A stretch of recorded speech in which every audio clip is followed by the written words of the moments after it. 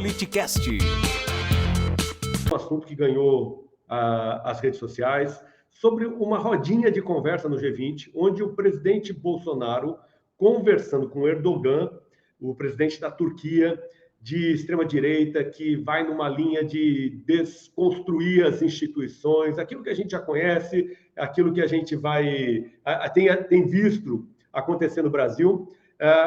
Ele confundiu aquela rodinha como se fosse o cercadinho dele lá em Brasília, contando alguma das mentiras. Então, para que a gente possa comentar, eu vou pedir para soltar esse vídeo com a conversa de Bolsonaro e Erdogan. A gente comenta na sequência. Politicast. Como está a situação atualmente no Brasil? Tudo bem. Things are fine. A economia voltando bem The forte. economy is picking up back again very strongly. Recovery. A mídia, como sempre, atacando. Mainstream media, as always, against fake news. Estamos resistindo bem. We're withstanding pretty well. We're Não é resisting. fácil ter chefe de Estado em qualquer lugar do mundo. It is not an easy task to be a head of state anywhere in the world. You have a lot of oil resources. E o Brasil tem muitos recursos petrolíferos. Tem. Petrobras. Mas é um problema. Petrobras is a problem. Mas nós estamos quebrando monopólios, uma reação muito grande. We are breaking away with the monopoly, oil monopoly.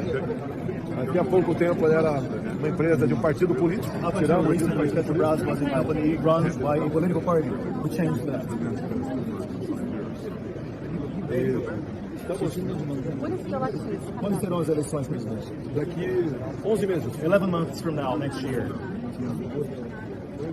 it means that you have a lot of things to do leading up to the Significa, elections. portanto, que o senhor tem muito a fazer, então, por ocasião das próximas eleições, presidente. Estou bem, tem um apoio popular Yes, muito I'm grande. doing pretty well, by the way. I have tremendous popular support.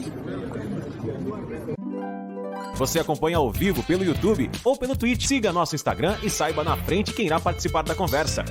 @politicast_br. É vergonhoso, desastroso.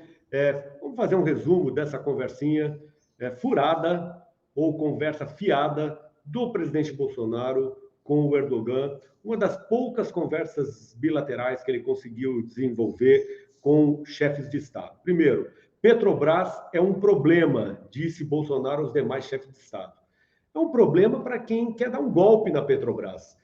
É muito claro, a gente vem anunciando isso aqui no nosso canal já há algum tempo, onde estavam construindo uma narrativa para deixar a nossa população, a população brasileira, com raiva da Petrobras, por conta da política de preço que é praticada, com aumentos sucessivos dos combustíveis, ao mesmo tempo que esta política de preço agrada e muito o mercado internacional. O quadro ideal para se anunciar uma privatização. E não deu outra. A gente falava disso há um mês atrás, que estava se construindo todo esse desenho para anunciar essa narrativa, esse quadro de privatização, e o que a gente viu se configurar na prática foi exatamente isso. Anunciar, espalhar que a Petrobras é um problema. Ora, para mim, o golpe está aí, cai quem quer. E eu penso que a gente não pode permitir, sem trazer isso ao debate, que façam com a Petrobras o que o governo federal está querendo fazer. Paulo Guedes vai em público, Bolsonaro vai numa reunião com as 20 maiores economias do país falar que a Petrobras é um problema. Paulo Guedes vai e diz que a gente tem que se livrar da Petrobras porque daqui a 30 anos a Petrobras não vale nada. Eu nunca vi ninguém que queira vender algum bem falar mal do próprio bem. Ao contrário, quando as pessoas querem vender um bem, vão tentar valorizar ao máximo e não falar mal desse bem. Portanto, é lamentável que a gente vê acontecer, usar da premissa de chefe de Estado numa roda de conversa com outros chefes de Estado, descaracterizando não só a Petrobras, mas como outras situações. Como, por exemplo, criticou a imprensa.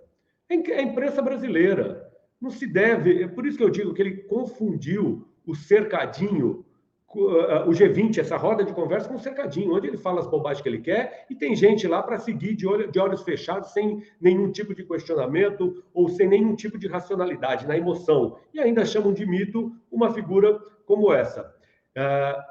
Erdogan, ele estava nessa conversa com Erdogan que, como eu já falei, é acusado de ter desmontado as instituições democráticas na Turquia. Acho que é um sonho de Bolsonaro que se deu como frustrado, sobretudo depois de 7 de setembro, quando no dia 7 de setembro, ele chamou Alexandre de Moraes, ministro do Supremo Tribunal Federal, de canalha, e no dia seguinte escreveu uma carta o reputando como grande jurista, respeitável professor, enfim. Acho que o sonho frustrado de Bolsonaro era ser um Erdogan. Agora, o detalhe é que nessa conversa, na rodinha de conversa, onde ele conversou basicamente com Erdogan, da Turquia, talvez pela proximidade ideológica, pela admiração de Erdogan ter feito um desmonte nas instituições democráticas, ele simplesmente ignorou Schulz, que é o vencedor das eleições na Alemanha. Vai ser o primeiro-ministro, ou seja, Olaf Scholz, primeiro que a gente tem que fazer uma ressalta, que a Alemanha é um dos grandes parceiros comerciais do Brasil. E Bolsonaro sequer olhou para a cara de Olaf Scholz, primeiro-ministro eleito da Alemanha, deixou de estabelecer ali um contato importante para preservação e quem sabe, ampliação da parceria comercial. Veja que ele estava mais preocupado em falar mal da imprensa e falar mal da Petrobras do que pensar efetivamente no país. Enfim, vendo que havia sido ignorado pelo Bolsonaro, o que aconteceu? Olaf Scholz simplesmente virou as costas e foi falar com outros primeiros ministros, com outros chefes de Estado, como Boris Johnson do Reino Unido, Justin Trudeau do Canadá e também com Modi Narendra, da Índia. Então, é isso que a gente teve no G20, uma situação realmente lamentável. Você acompanha ao vivo pelo YouTube ou pelo Twitch. Siga nosso Instagram e saiba na frente quem irá participar da conversa. @politicast_br